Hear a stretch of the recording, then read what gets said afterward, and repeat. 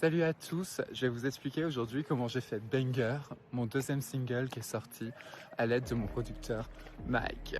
En fait, Banger de base, je l'utilise beaucoup dans mon vocabulaire pour rigoler et ça a fait beaucoup rire Mike qui m'a promis d'en faire une chanson.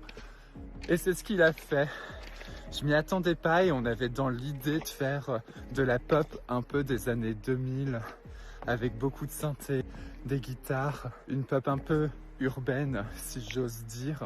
Et oui, je l'ose. Et je suis essoufflé parce que je suis dans une putain de randonnée qui est très jolie. Voici le paysage.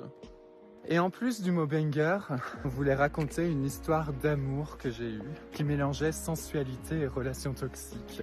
J'avais rencontré un mec en arrivant à Paris qui était très beau, que tout le monde désirait, mais qui était un peu toxique, même beaucoup.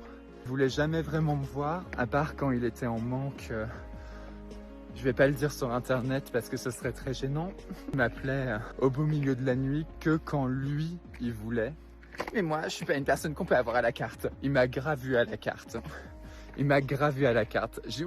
J'y allais sans hésiter. Et vraiment, sans hésiter.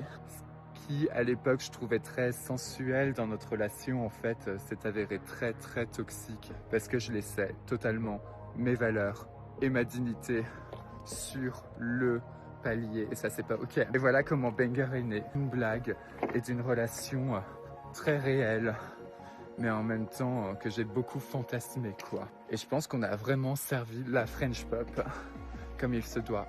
Dites-moi ce que vous en avez pensé. Bisous.